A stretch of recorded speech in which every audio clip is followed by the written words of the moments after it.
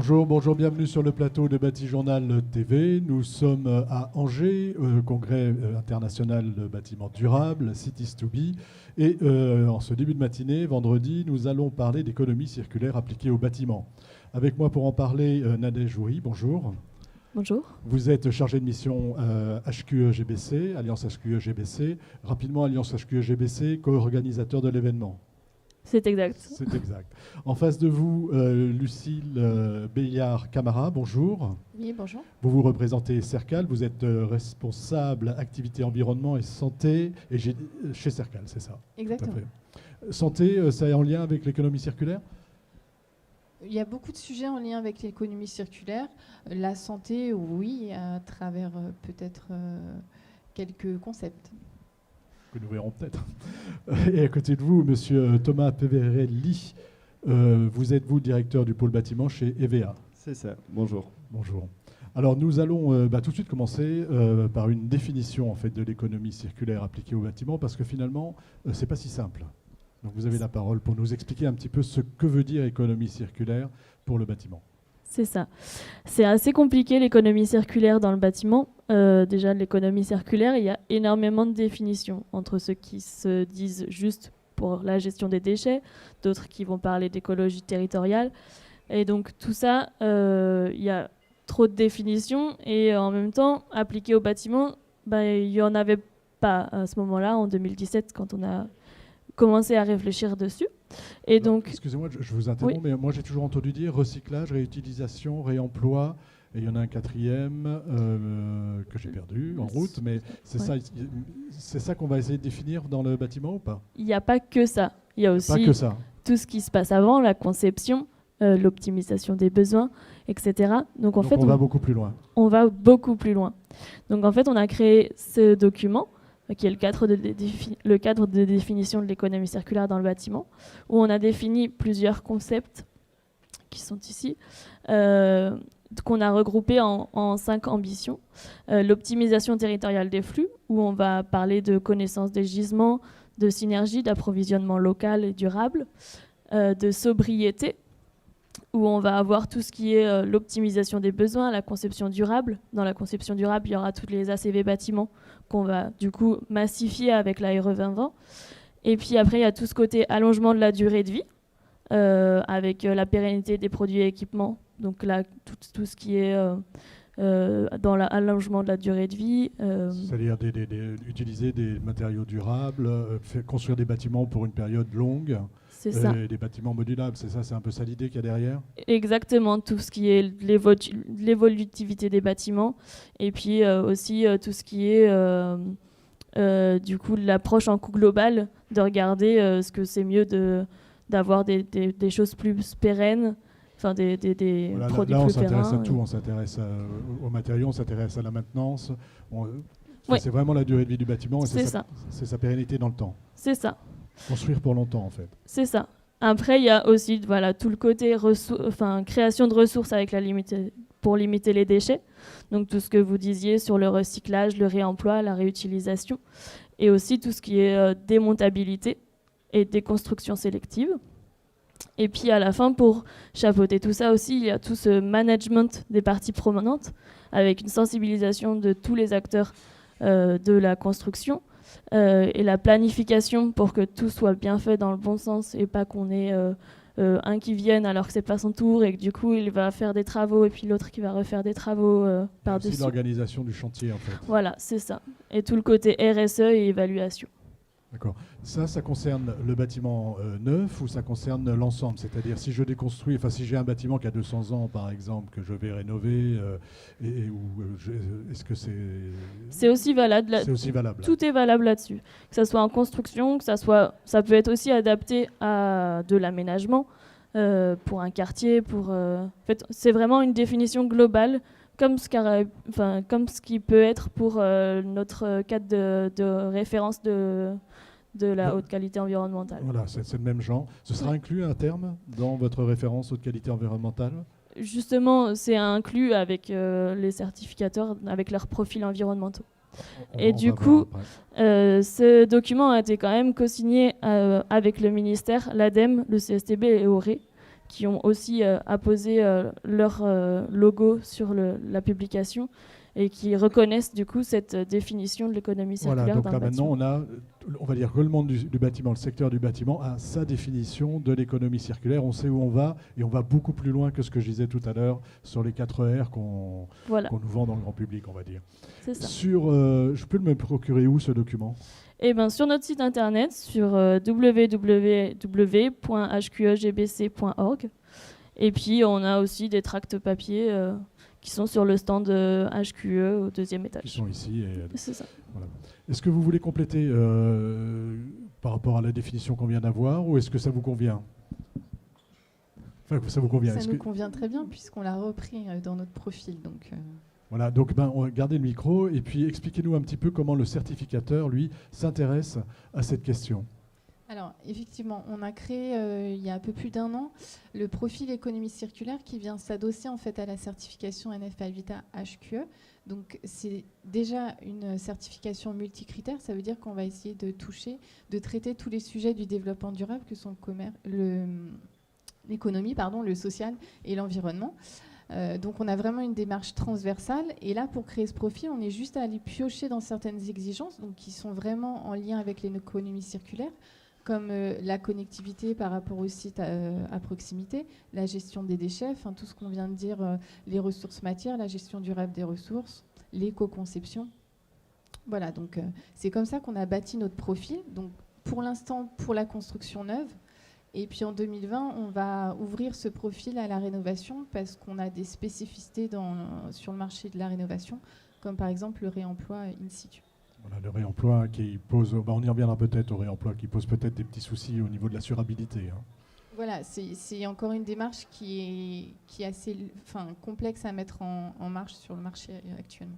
Alors, par rapport aux promoteurs, aux personnes qui viennent se faire certifier, est-ce que vous sentez qu'il y a une prise de conscience, qu'il y a un besoin, qu'ils ont envie d'y aller, ou est-ce que c'est une certification de plus ?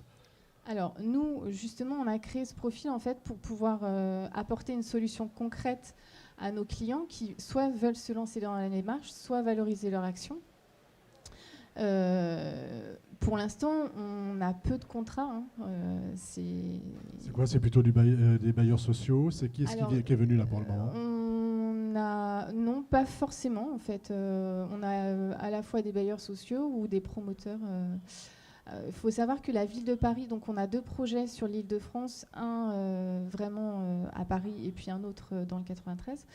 Et la ville de Paris apporte une subvention, en fait, un bonus complémentaire pour les projets qui veulent s'engager dans le profil économie circulaire. D'accord, donc il y a tout un ensemble, il y a déjà des gens qui sont intéressés et ça devrait prendre. J'espère.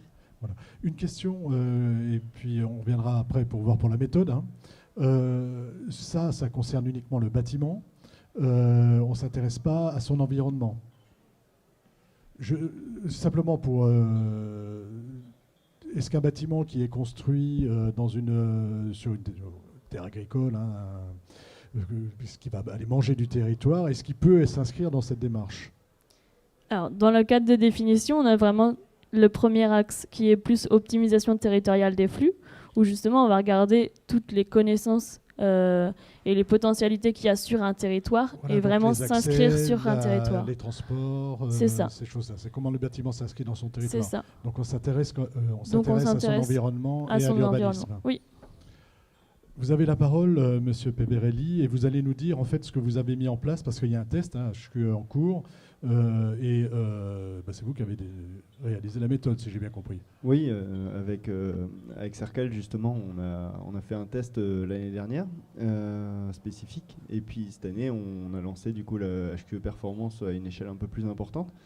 Donc l'idée du test, c'était de partir on va dire, des exigences de la loi Elan, qui parle de carbone, mais qui parle aussi de matériaux recyclés. Et du coup, pour mesurer ces flux recyclés, on s'est posé la question de ce qu'on avait déjà à disposition dans les FDES, les fiches de déclaration environnementale et sanitaire, et les PEP, les profils environnementaux produits pour les équipements, et donc d'utiliser ces informations sur les contenus en recyclés, les potentiels de recyclage, de réutilisation, etc. Donc toutes ces informations qui sont actuellement pas utilisées, de les exploiter au travers d'une autre méthode. Voilà, parce qu'actuellement, on a dans les FDES des informations qui concernent la recyclabilité, le réemploi et la réutilisation des matériaux, c'est ça ? Ouais, c'est ça. En fait, c'est des données qui sont malheureusement trop souvent assez qualitatives, mais surtout au jugé de ce qui se passera à la fin de vie du produit. Donc, autant en phase d'utilisation, on est obligé de le prouver, autant dans 50 ans, on ne sait pas forcément le potentiel de recyclage. Donc, ça ne peut aller qu'en s'améliorant, mais en tout cas, on utilise les données qui sont déjà connues à l'heure actuelle et pour mesurer des indicateurs d'économie circulaire, un potentiel de recyclage, de réutilisation, d'intensité de transport aussi, donc on disait sur la localisation des flux, et d'utiliser de nouvelles méthodes pour développer ces indicateurs. Voilà. Alors, par exemple, sur le transport, ça c'est une information que vous n'avez pas dans la FDES. Si, justement. On a une information qui est tout à fait qualitative et non dématérialisée comme peuvent l'être les indicateurs sur le changement climatique ou des choses comme ça. Par contre, on a l'information dans la FDES. Donc justement, c'est le but de cette expérimentation, c'est de dématérialiser toutes les informations dont on a besoin pour les exploiter de manière automatisée, et que ça vienne en complément d'une évaluation type E plus C-, et que ça ne donne pas plus de travail au bureau d'études qui fait une ACV déjà. Voilà, c'est quelque chose qui vient en plus, mais il ne faut pas que ce soit un étage ajouté en termes de travail, donc autant l'automatiser. Donc si on l'automatise, ça veut dire qu'un jour on va le retrouver dans votre certification, enfin dans le référentiel, et qu'on va le retrouver peut-être même dans la réglementation. Ça peut, ouais. Notre but, c'est justement de répondre à la loi Elan et de justement avoir des outils adaptés pour répondre à ça. Et du coup, on a vraiment développé avec EVA une méthodologie qui pourra parler sur la méthode d'analyse des flux, qui est en complément de la CV, une autre lecture des indicateurs environnementaux, qui vont du coup permettre d'avoir un indicateur de recyclabilité, enfin de circularité. Oui, de circularité. D'accord. Donc déjà, au niveau de la certification, on en est où aujourd'hui ? Est-ce qu'il y a déjà des bâtiments qui ont été certifiés, qui ont eu... Alors, pour l'instant, on a donc 3 contrats qui sont signés et c'est vraiment en cours de certification. Le profil, il est sorti il y a un peu plus d'1 an, donc... le temps que tout se mette en place, nous on certifie en phase dossier marché. En fait, ce que je voulais vous demander, c'est si vous avez déjà un peu de recul et si vous voyez déjà un petit peu comment se profilent ces 3 expérimentations. Non. En termes de... Non. J'ai pas d'infos. C'est vraiment... On est aux prémices de... Voilà, les gens se lancent et ça met un peu de temps à se lancer. C'est vrai que... Voilà. Beaucoup de gens parlent d'économie circulaire. Nous, on propose un outil pour y répondre, mais c'est quand même très ambitieux. Voilà. Est-ce qu'il y a... Alors, on sait tous que c'est compliqué, l'économie circulaire, on en parle beaucoup. Il y a beaucoup de communication qui est faite, un peu de circular washing, comme on faisait avant du greenwashing. Quels sont les freins ? Qu'est-ce qu'il y a comme freins ? Qu'est-ce que vous avez identifié ? Est-ce qu'éventuellement, lorsque vous avez fait ce document, vous avez identifié des freins et une manière de les lever ? Les freins, c'est que du coup, il n'y a pas forcément... Enfin, on ne peut pas mesurer, pour l'instant, en tout cas, il n'y avait pas d'outil pour mesurer et de savoir si c'était justement du greenwashing ou pas, puisque l'outil n'existait pas. Donc, c'est toute notre... avec le test HQE Performance, c'était toute notre idée d'avoir vraiment des indicateurs pour vraiment dire si ces bâtiments sont vraiment de l'économie circulaire ou non. Voilà, et ces informations, on les a déjà. Allez-y, prenez le micro. Ouais. Non, juste pour ajouter, effectivement, par rapport à votre question, on commence à peine à se poser la question au niveau des normes ISO, comment faire une définition de l'économie circulaire. Donc c'est sûr qu'après l'appliquer sur le terrain à partir de données déjà existantes, c'est, comme le disait Lucille, c'est assez ambitieux. On essaie juste de donner un cadre à quelque chose qui aujourd'hui est très, très vague. Qui est vague, mais qui relève un peu du bon sens, non ? C'est ça, c'est tout le bon sens. C'est comme l'impact environnemental d'un produit. Sur certains aspects, on peut aussi dire que ça relève du bon sens, et pourtant on a quand même besoin de normes pour faire des évaluations environnementales et avoir un document qui soit normé. Vous, de votre point de vue, qu'est-ce qu'il faudrait pour pouvoir accélérer le processus ? Il semblerait qu'ici, en tout cas à Cities2B, on ait la prise de conscience. On en a beaucoup parlé ici sur ce plateau, y compris sur les quartiers. Qu'est-ce qu'il faut pour aller plus loin ? Ouais, Je vous donne les micros après. ce qui est difficile, c'est au niveau du chantier, c'est de savoir ce qui va se passer réellement en termes de déconstruction. Et ça, les fabricants de matériaux, à la fois, ils n'ont pas forcément l'information. Et puis après, il n'y a pas forcément la volonté. Est-ce qu'ils ont un intérêt? Est-ce qu'un industriel qui vend de la plaque de plâtre a... Voilà. Bon, la plaque de plâtre, c'est difficile à réutiliser, mais... Pourquoi aujourd'hui on ne recycle pas les fenêtres en PVC suffisamment? C'est parce qu'il n'y a pas d'incitation financière suffisante. Voilà, pourquoi on le recycle pour l'aluminium et pas pour le PVC? Les deux sont faisables et les deux ont un intérêt environnemental. Mais voilà. Je crois que l'aluminium, ça vient. J'ai vu passer des choses. Allez-y, sur cette question du frein et de la manière de l'élever et de la manière d'aller plus vite, de votre point de vue. Et du point de vue Cercal, il faut pas dire, mais c'est pas grave, tant mieux. Incitation financière, bien sûr, et puis je pense qu'il faut que réglementairement quelque chose soit imposé. En fait, nous, la certification, c'est vraiment une démarche volontaire. On se veut de proposer des choses en avance de phase par rapport à la certification, mais voilà, tout le monde ne peut pas le faire. Et malheureusement, il n'y a que la réglementation qui fait que voilà, faut un petit peu de coercition quand même. Il faudrait. Et vous, pour vous? Oui, je pense que l'incitation politique, si tout le monde est engagé, si le politique est engagé, ben, ça va aller plus rapidement, puisqu'il importe tout le monde. Et du coup, si le politique n'est pas engagé, ben, ça va se faire que de façon volontaire, ça va être beaucoup plus compliqué, ça va être que les pionniers qui vont y aller. Et, toujours les mêmes, finalement. Oui. Ceux qui sont convaincus, quoi. Ceux qui sont convaincus. J'imagine que vous êtes en rapport avec les trois opérations là, qui sont en train de se monter avec Cercal. Qu'est-ce qu'ils viennent chercher? Est-ce que vous savez un peu ce que les gens viennent chercher quand ils font ça? C'est que de la communication ou c'est une réelle volonté de faire? Non, je pense que c'est une réelle volonté de faire parce que faut se donner les moyens de le faire. Donc... c'est des gens qui sont convaincus et qui ont la chance de pouvoir porter ces sujets dans leur projet, en fait.